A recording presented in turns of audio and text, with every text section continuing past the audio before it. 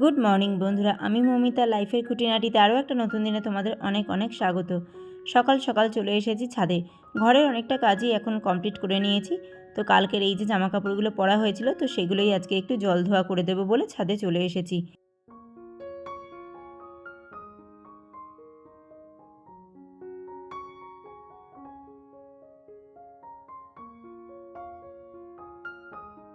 এখনও যে রোদের তেজ আছে তাতে মোটামুটি ছাদে আসা যাচ্ছে, আর খালি পায়েও ছাদে 2 মিনিট দাঁড়ানো যাচ্ছে। আর কিছুদিন পরে তো ছাদে পাই দেওয়া যাবে না, এতটাই গরম হয়ে যায়।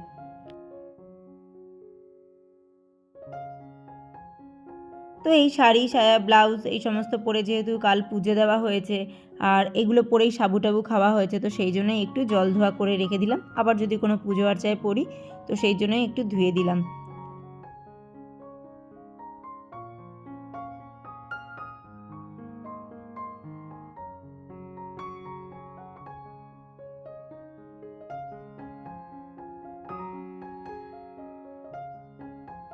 এখানে এতগুলো দড়ি টানানো, মাঝে মাঝে নিজেই কনফিউজ হয়ে যাই যে কোন দিকে দেবো আর কোন দিকে দেবো না।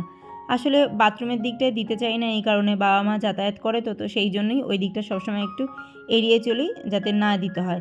আর যখন বেশি জামা কাপড় হয়ে যায় তখন তো অগত্যা কিছু করার নেই, জামা কাপড়গুলো দিতেই হবে। তো সেই কারণেই ওনাদের যাতে চলাচল করতে অসুবিধা না হয় সেটা বুঝেই আর কি জামা কাপড় সবসময় আমি মেলার চেষ্টা করি। তো কাজ শুরু করার আগে আমার সমস্ত প্রিয় আপুদেরকে জানাই রমজান মাসের অনেক অনেক শুভেচ্ছা ও শুভকামনা। তোমাদের তো এই মাসটা সম্পূর্ণ একটা উৎসবের মাস, তো তোমরা সবাই তোমাদের পরিবারকে নিয়ে খুব আনন্দ করে হ্যাপিভাবে কাটাও এই সমস্ত মাসটাকে।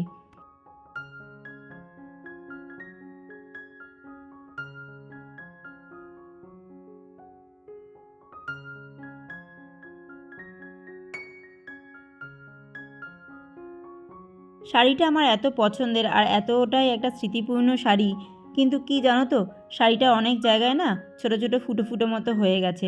অনেক দিনের অনেক বছরের শাড়ি, তো হয়তো পোকায় টোকায় কেটে দিয়েছে। তো সেই কারণেই না জায়গায় জায়গায় একটু ছোটো ছোটো ফুটো ফুটো মতো হয়ে গেছে। তো যাই হোক, কী করা যাবে, কিছু করার নেই। তবুও ওটাকে কিন্তু অনেক সুন্দরভাবে গুছিয়ে আমাকে রেখে দিতে হবে। মানে ওর সাথে কিন্তু একটা বড়ই স্মৃতি জড়িয়ে রয়েছে আমার। তো চলো, এখন আমি নিচে চলে এসেছি। নিচে এসে এই যে ঘর ঝাড় দেওয়া, ঘর মোছাটা বাকি রয়েছে, তো সেটাই আর কি করে নেব। আর মোটামুটি ডাস্টিং, জামা কাপড় গোছানো এই সমস্ত কাজ করেই তারপরে ওপরের দিকে গেছিলাম। তো এইভাবেই কিন্তু আমি আমার সমস্ত কাজগুলো কিন্তু একা হাতে করতে থাকি। আজ বেশ কিছুদিন হলো কর্তামশাইকে ঘর মুছতে দিচ্ছি না, কারণ আসলে কি বলো তো, পুরুষ মানুষরা তো আর মেয়েদের মতো সমস্ত কিছু পরিপাটি করে উঠতে পারে না। হ্যাঁ, সে আমার অবশ্যই কষ্ট বুঝে আমাকে সাহায্য করার জন্য সে সবসময় চেষ্টা করে। তো সেই কারণেই আর কি, আমার যেহেতু হাতে স্পন্ডালাইসিস রয়েছে, তো সেই ব্যথাটা যাতে কম হয়, তো সেই জন্যই ও আমাকে ঘর মুছতে সাহায্য করতো। কিন্তু কি বলতো, ও কিন্তু মানে আমার মতো করে আর কি পরিপূর্ণ কাজটা করতে পারতো না। তো সেই কারণেই ওকে বললাম, থাক, এখন তো আমার হাতের ব্যথাটা কম আছে, তো আমি এখন এই কাজগুলো করে নেব, আবার যখন হবে তখন এটা দেখা যাবে। তো দেখো, টেবিলটাকে ভালো করে মুছে দিচ্ছি। একটুখানি লিকুইড সোপ নিয়েছি, কারণ এই টেবিলে কালকে সাবু টাবু খাওয়া হয়েছে, তারপরে মিষ্টি ফলের রস টস পড়ে না একটা চিটচিটে ভাব হয়ে গেছে। তো সেই জন্য একটু লিকুইড সোপ দিয়ে ভালো করে টেবিলটাকে মুছে দিচ্ছি। আমার না খুব একটা টেবিল ক্লথ পাতাটা পছন্দ হয় না, মনে হয় কেমন কেমন একটা লাগে।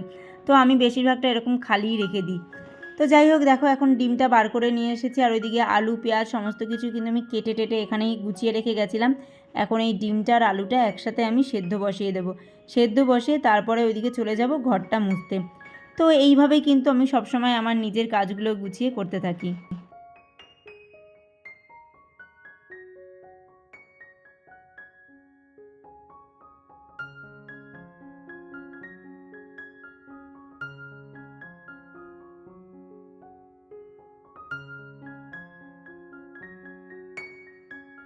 আমি প্রেসার কুকারের ঢাকনি আটকানোর আগে সবসময় এই চেকটা করে নিই যে মানে এখান থেকে জলটা পড়ছে নাকি, জায়গাটা আর কি ক্লিয়ার আছে নাকি।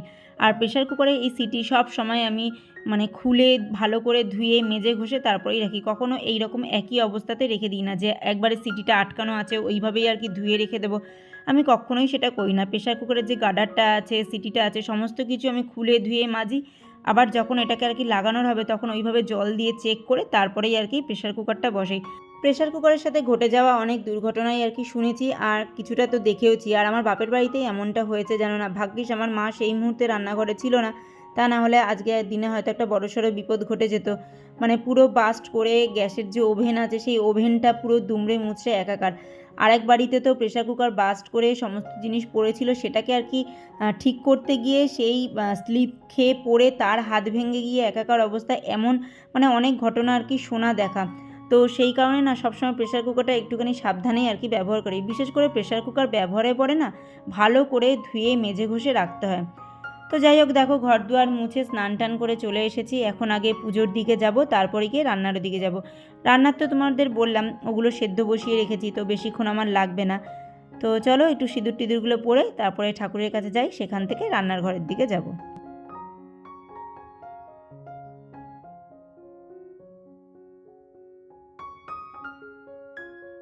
আমার এই ফ্যামিলিটাকে ভালো রাখার দায়িত্ব আমার। তো ফ্যামিলিটা যত বড় হচ্ছে না তত মানে তার প্রতি দায়িত্বটাও যেন কোথাও গিয়ে বেড়ে যাচ্ছে। আর ততই জানি আমি নিজেকে মানে হিমশিম খেয়ে যাচ্ছি সমস্ত দিকটা সামলাতে গিয়ে। মনে হচ্ছে এই ভুলটা করে ফেললাম না তো, ওটা করতে গেলাম, ওটা বলে ফেললাম, কোথাও ভুল করে ফেললাম না তো। তো তোমাদের কাছে সব সময় আমার রিকোয়েস্ট থাকবে যে আমি যদি কোনো ভুল করি, অন্যায় করি, অবশ্যই কিন্তু তোমরা আমাকে ধরিয়ে দেবে। কাল আমার কৃষ্ণা ব্লগসের কৃষ্ণা দিদিভাইয়ের কথা খুব ভালো লেগেছে। দিদিভাই আমাকে বলেছে তুমি রাগ করলে না, তো রাগ কেন করব, আমি জানতাম না জানো তো যে তামার ঘটে দুধ গঙ্গা জল ঢালা যায় না। তো দিদিভাই বলেছে কাঁসা পিতলের ঘটে আর কি দুধ গঙ্গা জল ঢালতে। তো এই যে দিদিভাই আমাকে ধরিয়ে দিয়েছে, এটা কিন্তু আমার ভীষণ ভালো লেগেছে। আরেক দিদিভাই আমাকে বলেছে, সত্যি বলতে আমার খেয়াল নেই নামটা, যে আমি যে আসনে মাটিটা রাখি না, তো সেই মাটিটা যদি খালি না রেখে সেখানে যদি একটা পাত্রের ওপরে মাটি রেখে তারপরে যদি আমি ঘরটা বসাই, তাহলে সেই জায়গাটাকে দেখতে অনেকটা ভালো লাগবে। তো এই মুহূর্তে আমার সেই দিদিভাইয়ের নামটা মনে পড়ছে না, তো সরি তার জন্য। তো যেই দিদিভাই বলেছো, তো তাকে অনেক অনেক ধন্যবাদ যে আমাকে এত সুন্দরভাবে কমেন্টটা করেছো, আর আমার আসনটাকে কিভাবে সুন্দর লাগবে তো তার জন্য একটা সুন্দর সাজেশন দিয়েছো। আর জানো তো, এই গোপুসোনাকে স্নান করানোর পর আমার খুব ইচ্ছে করে আদর করতে, ঠিক আমার মেয়েকেও যেমন আদর করতাম, ওর গালটার সাথে গালটা লাগিয়ে যখন আদর করি না, তখন মনে হয় আমার মামকে নিয়ে আমি সেই ছোট্টবেলায় যেমন করে আদর করছি ঠিক তেমনই একটা আদর খাচ্ছে গোপুসোনাও। আমার খুব ভালো লাগে ওর গালটার সাথে নিজের গালটা মিলিয়ে যখন আমি আদর করি, আমার খুব খুব ভালো লাগে। তো চলো, গোপুসোনারও স্নান টান হয়ে গেল, এবার গোপুসোনাকে গোপুসোনার জায়গায় বসিয়ে দিই। আর দেখো জামাটা পরে কত সুন্দর লাগছে গোপুসোনাকে।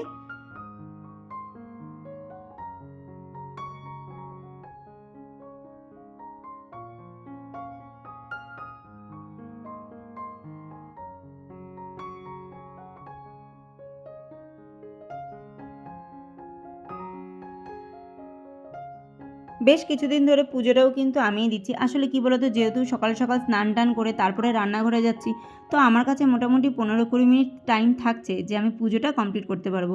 আগে তোমাদেরকে বলেছি না যে একসাথে একটু খেতে বসবো, একসাথে একটুখানি মানে সময় কাটাবো, সেই চিন্তা করে আর কি কর্তামশাই আমার হাতে হাতে কাজ করে দিত। কিন্তু এখন তো আমার কাছে আর কি টাইমটা রয়েছে, তো বেকার কেন ও করবে। হয়তো ও কোনো কাজে আছে কিংবা ও বাড়িতে থাকলেও কিন্তু আমি ওকে এখন আর সেটা করতে দিই না, যে না আমার হয়ে যাচ্ছে যখন আমি করে নেব। তো এই যে দেখো ঠাকুরের জামা কাপড়গুলো আর কি ধুয়ে টুয়ে মেলে দিলাম। এটা হচ্ছে ডেইলির কাজ, যে ঠাকুরের জামা কাপড় ধুয়ে এখানে মেলে দেওয়া।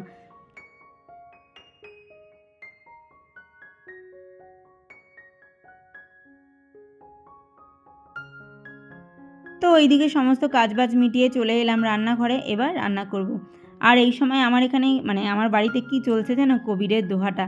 আমার এত ভালো লাগে না জুবিন নটিয়ালের কণ্ঠে এই কবিরের দোহাটা শুনতে, মানে কি বলবো, মানে প্রতিটা কথা জানি সত্যি নিজের সাথে একদম রিলেটেড করতে পারি ব্যাপারগুলো, যে সত্যি মানে কর্ম এমন একটা জিনিস না, যে যেমন করবে না তাকে তার ফলটা এখানেই ভোগ করতে হবে। মানে পরে কি হবে, আগের জন্মে কি করে এসছে, এগুলো কোনো কিছুই না। যে যা করবে সেই জন্মে সেই মুহূর্তে তাকে তার জীবিত অবস্থাতেই তার কর্মফল ভোগ করে যেতে হবে, সেটা তুমি আমি যেই হই না কেন।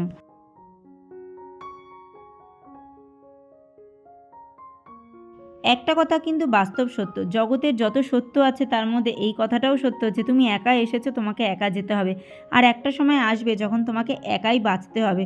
তো একাকিত্বটাকে সবসময় আপন করে নেওয়ার চেষ্টা করতে হবে, সেই একাকিত্বটাকে ভালো লাগার চেষ্টা করতে হবে। তো এই গানগুলো আর এই গানের কথাগুলো না আমার এখন এই একাকিত্ব সময়টাকে খুব ভালোভাবে কাটায়। হ্যাঁ, মেয়ে কর্তামশাই আছে ঠিকই, তবুও আমি সমাজের অনেক কিছুর থেকে নিজেকে একদম একা করে নিয়েছি। তো সেই জায়গায় কিন্তু এই গানের কথাগুলো কিংবা এই গানটা কিংবা এই টাইপের রিলেটেড অনেক সং আছে, তো সেই সমস্ত জিনিসগুলো আমাকে সাহায্য করে হাসি খুশি মন নিয়ে বেঁচে থাকতে। আপাতত এই ভরসায় চলছি, পরেরটা পরে দেখা যাবে। তো চলো রান্নাবান্নাটা স্টার্ট করি। অনেক রকম অনেক আধ্যাত্মিক জ্ঞানের কথা তোমাদেরকে বলে দিলাম, এবার রান্নার দিকে মন দিই। আজকে করব হচ্ছে ডিম বিরিয়ানি, কারণ ডিমের ঝোল ভাত করার হুকুম রয়েছে। তো ভাবলাম শুধু ডিমের ঝোল ভাত করব, চলো ডিমের ঝোলটাকে না একটু অন্যরকম স্টাইল করি আর সেটাকে ডিম বিরিয়ানি বানিয়ে দিই। বাড়িতে অনেক দিন ধরেই গোটা বিরিয়ানির মশলা আনা ছিল, তো সেই চিন্তা করেই ভাবলাম চলো একটু বিরিয়ানি করে ফেলি, মেয়েটারও মন ভালো লাগবে। আর সত্যি বলতে যখন এক্সাম থাকে না, তখন যত বাচ্চা কাচ্চার মনকে ভালো রাখবে, তত যেন ওদের পড়াশোনা বলো যে কোনো কিছুর প্রতি মানে মন মানসিকতাটা থাকবে। আর যদি তাদের সবসময় বকা মারধর কিংবা তাদের উপর প্রেশারাইজড করা হয় না, তখন কিন্তু তারাও একটা টেনশনে পড়ে যায়। আমি কিন্তু পরীক্ষার সময় সবসময় চেষ্টা করি আমার মেয়ের সাথে সবসময় খুশিতে থাকার, আনন্দে থাকার, ওকে হাসি খুশিতে ভরিয়ে রাখার, তাহলে ওর মাইন্ডটা সবসময় ফ্রেশ থাকবে। আর ওইদিকে দেখতে পাচ্ছ আমি মনে হচ্ছে পূর্ণিমা দিদিভাইয়ের ব্লগটাই দেখছিলাম। তো এখানে আগের দিনের যে নিরামিষ রান্নাবান্না করেছি, তো সেইখানেরই হলুদ আর তোমার নুনটা রয়েছে, সেটাকেই ঢেলে নিচ্ছি। আসলে নিরামিষ বলে আলাদা করে কিছু থাকে না আমার। ওই যে তোমরা দেখেছো আমি আলাদা করে রেখে দিয়ে আসলে যখন যতটুকু লাগে ঢেলে তারপরে এক্সট্রা যতটুকু মশলা থাকে ওটাকে আমি একটা আলাদা বক্সে রেখে দিই। তো সেই বক্সের থেকে আর কি যখন নিরামিষ কিছু করি বার করে নিই। তো সেটাই বার করেছিলাম, তো ভাবলাম আর ওখানে রাখবো না, অল্প একটুই আছে, এগুলো এই ডিব্বার মধ্যেই ভরে রেখে দিই। তো চলো এই দিকের কাজগুলো করতে করতে দেখো তোমাদের সাথেও কিন্তু সময় কাটাচ্ছি। তো তোমাদের কাছেও একটা রিকোয়েস্ট থাকবে, আমাকে এগিয়ে যাওয়ার জন্য আমার পাশে থেকো তোমরা, আর আমাকেও একটু সাপোর্ট করতে থেকো।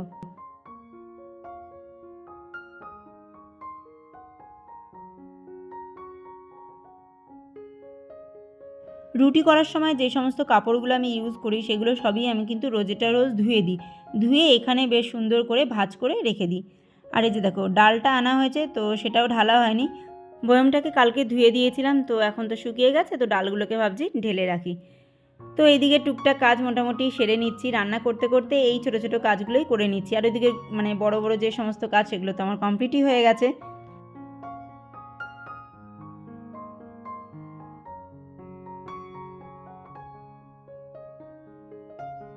আজকের ব্লগটাও কিন্তু কেমন একটা আধখাচটা হয়ে গেছে।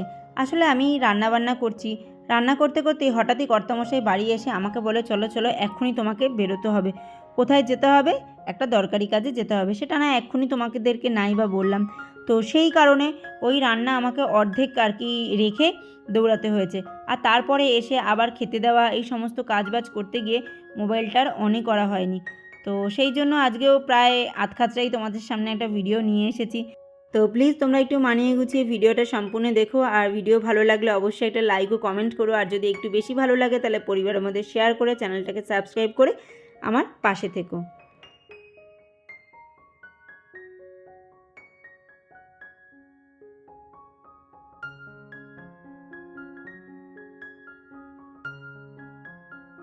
বিরিয়ানিতে যে দমটা দেবো সেটা দেওয়ার জন্য আমি কড়াইটাই ব্যবহার করলাম। কেন বলো তো? আসলে আমার ভাতটা সম্পূর্ণ হয়ে গেছে, আর এটা তো এগ বিরিয়ানি, তো এগটা কমপ্লিট করা রয়েছে। শুধু জাস্ট একটু ফ্লেভারগুলো সমস্ত জিনিসের মধ্যে ছড়িয়ে দেওয়ার জন্য এই দমটা দেওয়া। তো সেই জন্য আমি এই কড়াইটাকেই ব্যবহার করছি, আলাদা করে অন্য কোনো ডেচকি ব্যবহার করলাম না। আর দেখতেই পাচ্ছ আর কি এখানে একটু বেরেস্তা ছড়িয়ে দিয়েছি, এখন একটু বিরিয়ানি মশলা দিয়ে দিচ্ছি, ঘি দেবো, তারপরে নুন মিষ্টি সমস্ত কিছু দিয়েই আর কি লেয়ারটা সাজিয়েছি। এরকমভাবে দুটো লেয়ার সাজিয়েছি। আর ওই যে বললাম তোমাদের খুব তাড়াহুড়ো ছিল, তো সেই কারণে সমস্ত কিছু আর ডিটেলসে তোমাদের সাথে শেয়ার করতে পারলাম না। সময় হলে অবশ্যই কিন্তু তোমাদের সাথে আমি কিভাবে বিরিয়ানি রান্না করি সেটা শেয়ার করব। আর হ্যাঁ, এই বিরিয়ানি খাওয়ার আরও একটা কারণ হচ্ছে আমার সমস্ত আপুরা, আপুদের বাড়িতে এত সুন্দর সুন্দর রান্নাবান্না হচ্ছে যে দেখে নিজেকে আর সামলাতে পারলাম না। তাই ভাবলাম চলো আমি না আজকে ডিম বিরিয়ানি দিয়েই শুরু করি, পরেরটা পরে আবার দেখা যাবে। আমি কিন্তু এই সময় আপুদের যে সিমাইটা হয় সেই সিমাইটা কিন্তু খুব খুব মিস করছি। তো আপুরা তোমাদের কার কার বাড়িতে সিমাই রান্না হচ্ছে কিংবা ঈদের সময় সিমাই হবে, তারা কিন্তু আমার জন্য একটু একটু করে হলেও পাঠিয়ে দেবে, কারণ আমি কিন্তু সিমাই খেতে খুব খুব ভালোবাসি। তোমরা যারা আমার পুরনো দিদিভাই আপুরা আছো, তারা অবশ্যই দেখে থাকবে যে আমার জন্মদিনের সময় আমার কর্তামশাই কিন্তু আমার জন্য সিমাইয়ের পায়েস করেছিল, কারণ সে জানে সিমাইয়ের পায়েস খেতে আমি ভীষণ ভালোবাসি। আর এখানে কি দিচ্ছি বলো তো? যেই তেলটা বেরিয়েছিল আর কি এই ডিমের কাইটা থেকে, তো সেই তেলটা আর কি ওপর দিয়ে একটু দিয়ে দিচ্ছি, তো কালারটা একটু ভালো লাগবে দেখতে আর কি, তো সেই কারণে।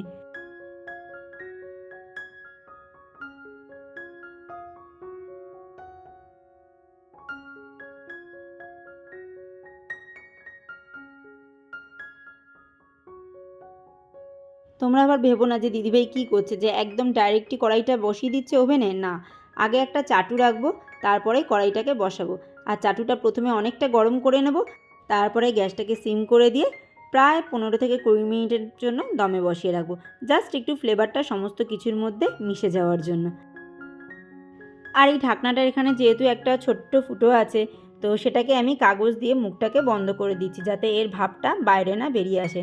আমি যদি ডেকচিতেও করি না, এই ঢাকনাটা দিয়ে আর কি করি, তখনও কিন্তু আমি এই মুখটাকে এইভাবে আটকে দিই, যাতে এর ভাপটা না বেরিয়ে আসে। তো চলো, মোটামুটি আজকের পর্ব আমি এই পর্যন্তই রাখছি। আবার দেখা হবে নতুন এক পর্ব নিয়ে। তোমরা সবাই ভালো থেকো, সুস্থ থেকো, সাবধানে থেকো।